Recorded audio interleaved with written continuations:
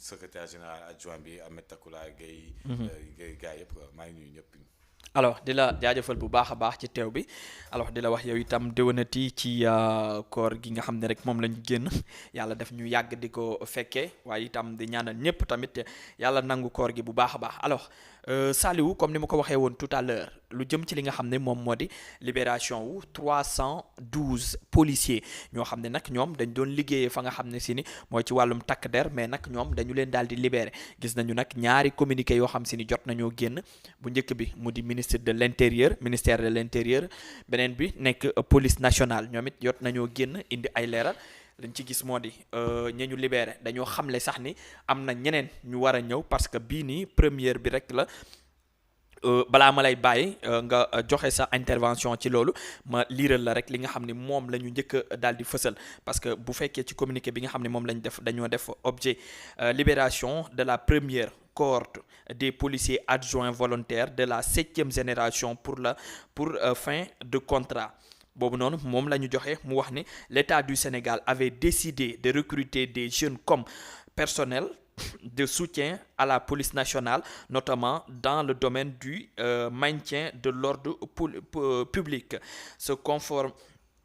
Conformément au décret 2021 1197 du 20 septembre 2021 portant création et conditions générales de sélection de l'emploi des policiers adjoints volontaires. mu mel ni boobu la ñu daal di génnee mu mel ni rek li nga xam ni moom moo am maanaam 2021 lañ leen recruter woon boobaak léegi ñeenti at ñoom ñu ngi ci corps bi maanaam ay policiers mun nañ leen jàppee côté boobu certes ay volontaires lañu duggewuñu par concours te ku nekk xam ne police dañ ci duggee par concours lu ci bëri maanaam takk der yi et tout mais dañu gis ni lu ñu fi wax moo di 2021 bi ñu leen di recruter situation Sénégal ni mu demee woon ñu gisoon ni wàllum sécurité bi xaw na tagatémbe maanaam xaw na sooxe ñu jël ñu ni mel mais mu mel ni nag bii nekkul kese ndax des na yeneen yoo xam si ni moom moo war a ñëw d'après information yi nga xam ne si ni moom la ñu daal di fësal alors lu jëm ci libération bi 312 la ñu libéré gum nan nga jàngatee loolu tout d'abord. ah déet mais licenciement dafa am c'est-à-dire corps bi mooy problème bi parce que ñoo xam ne si ni ay takk der lañu jàngal nañu leen am nañu formation xam nañ nu ñuy faagaagalee et tout. Ils ont été recrutés quand 2021. mu yow mën nga gis police yi def ay CDD. ay police yi def CDD. contrat de durée déterminée. non. nga xam ne pourquoi on les a recrutés. On les a recrutés en 2021 parce qu'il y avait les événements de mars les événements de 2021. Macky taxaw gënoon na fi ne li fi am du fi amaat. Il a renforcé la police il a renforcé la gendarmerie en pensant que su amee ay éléments. yu bëri dina mën a mater la population pour ne plus forcer leen à faire ce qu'il veut faire.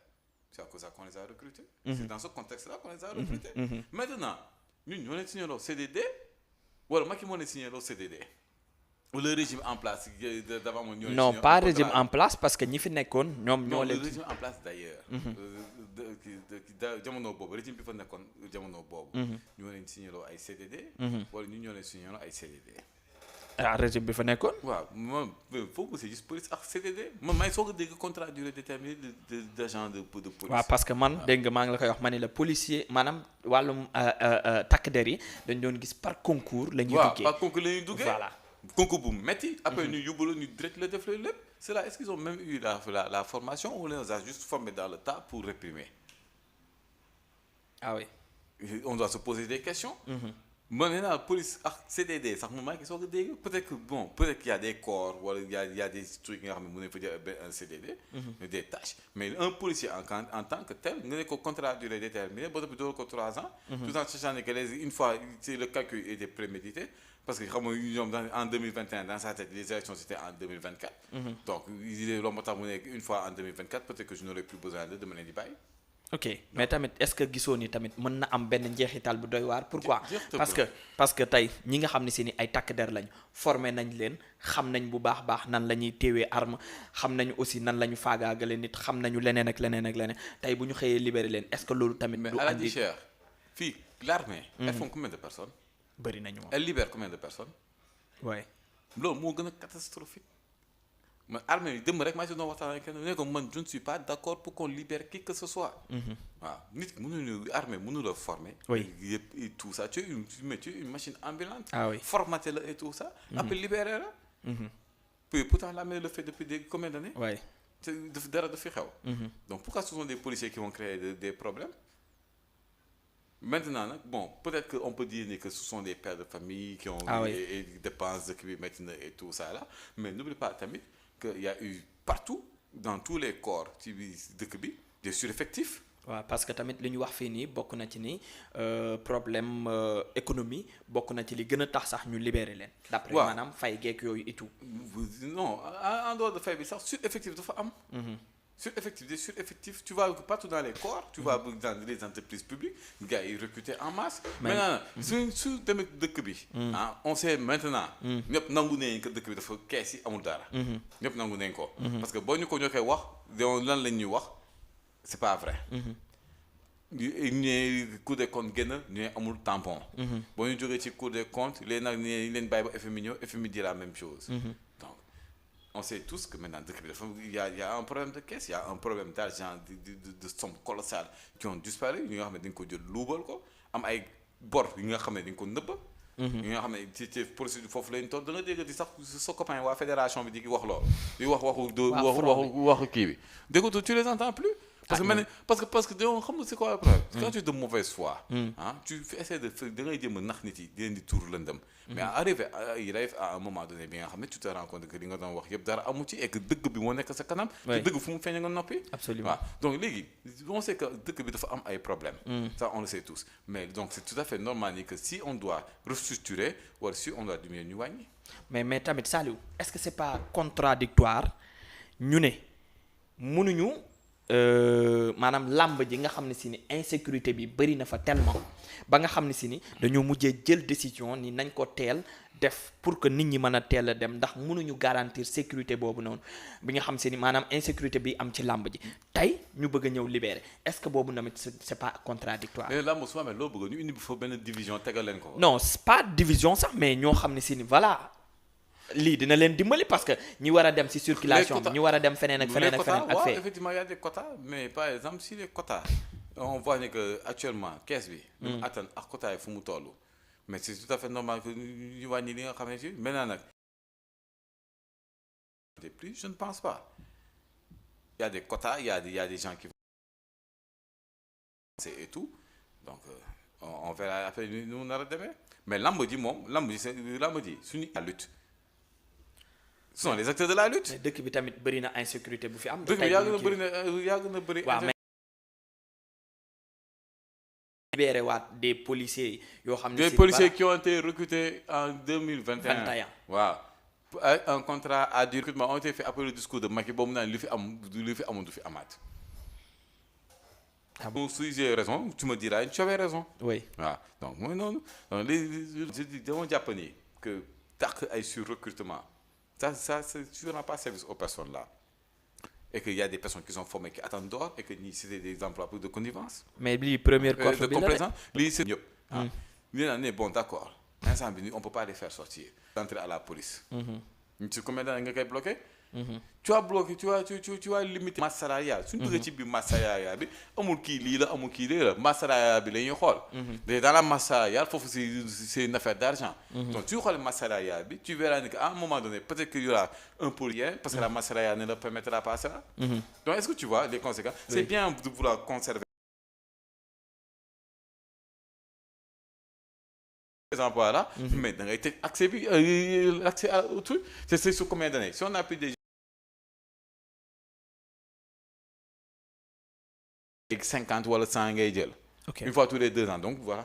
mais nga xam ne si ni moom la ñu voté le 2 bii jàll foofu la ca assemblée nationale nekkul loolu moom moo nekk ci ginnaaw pourquoi leeral alors ñu ni ñii dañu leen recruter woon ci jamonoy 2021 te ñooñu tamit ci ñi ngi wax numéro 9 bi nga xam si ni moo yoroon. oh sama copain. kooku moom suñ ko jàppee moom nii moo ngi commissariat tey dinaa soo sama daal dem. mais am na numéro 9. waaw ba léegi moom wax dëgg yàlla numéro 9 nag kay ma daal histoire du Sénégal boo fi def li nga xam ne kenn def ko c'est numéro 9. c'est en effet. oui moo tax pour tu vois que les forces de l'ordre elles sont dans des tenues sombres. surtout le noir les forces d'intervention elles sont dans le noir.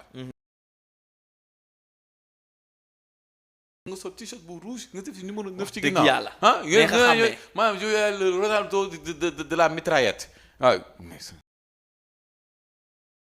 ñëpp soxla ñu xam exactement kan la ci làmmiñ moom su ko réewlee da sant yàlla tamit wax dëgg ñëpp yàlla koy waxtaanee ci biir dëkk waaw mais wax dëgg yàlla mais yow sa supposition bi mooy mbaa du mujjee ci ñii nga xam ne si ni peut-être ñoom ñi nga xam te ñoom la ñu génnee ñu jàpp ni ñoom tamit dañ leen recruter woon pour ñu ñëw ñoom di def naka sudul noonu population bi après ñoom ñu nar leen toppam. Aïcha da ngay supposé wala da ngay laajte. non damay laaj. da ngay laajte bàyyi nga waay supposé waay. léegi da ngay laajte quoi damay laaj. léegi nañ bàyyi yoon def liggéeyam. waaw ñu ngi bàyyi yoon def liggéey c'est simple que ça qu'est-ce que tu veux que je te dise parce que normalement si c'est là puisque les nag am loi d'amnistie bi dindi nañ ko mais les enquêtes vont pouvoir commencer il y a plus rien qui freine les enquêtes. Ok. Les enquêtes vont pouvoir commencer léegi nag tous les éléments qui ont pris part à cela parce que ces gens-là contexte bi ñu leen recruter mais le contexte là est problématique on leen dañ leen recruter en 2021 jox leen contrat à durée déterminée. Oui. man je demande yi depuis kañ la police yi jox ay agents am contrat à durée déterminée. oui waaw c'est que commissariat yooyu kon ñu fa nekk yow ay CDD la ñu am. non ñooñu moom dañoo duggee par concours ñu bëri ñoom par concours. ah dañuy waxante dëgg. ah oui mais la ma tax concours yi am ngay dem defi concours ñu jàpp la direct Oui. toj sa yaram bi après jël Jaar la bango, wat la ndel ba noppi jël moom metti. kii la Waaw. après muté la Wax parce que dëgg pour lan la bu am CDD ma ne duma nangu ñu may passé. di may wat ndel pour benn CDD mais waxante dëgg. lu ci mën a am daal mooy voilà. ba noppi un policier normalement formé dafay am retenue y a des policiers nag véreux ndax la nu mu tudd fépp lu baax c'est-à-dire sa lépp baax amul fenn ci kaw suuf Dëgg la. waaw y a toujours de la gangrène y en a yi nga xam ne ni ce sont des policiers bon qui déshonorent la police Oui. waaw mais les policiers lorsqu'ils sont bien formés mais yenn du ci nekk Oui. waaw parce que les passages à tabac et tout ça là yow léegi peut-être avant moom policier salaamaaleykum maa ngi fàttaliku temps booy ramas su amee salaamaaleykum maaleykum salaam balaa ngay comprendre ubbi ne la mbéj après ne la yow lan ngay def fii nga ne non c'est que ñu ubbi waat la mbéj waaw jàppale ne la yow booy si kaam kañ dem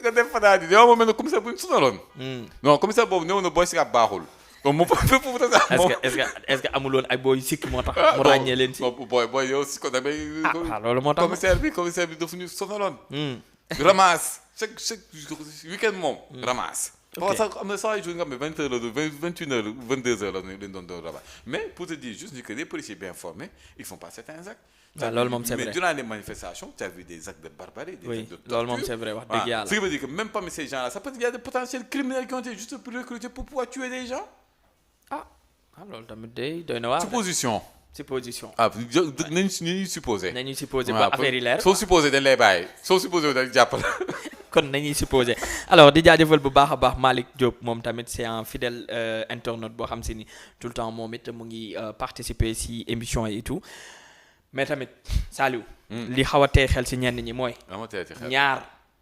ñaari communiqué yi génn. non ni bàyyi ñaar loolu dafa xaw a tey xel. bu njëkk bi.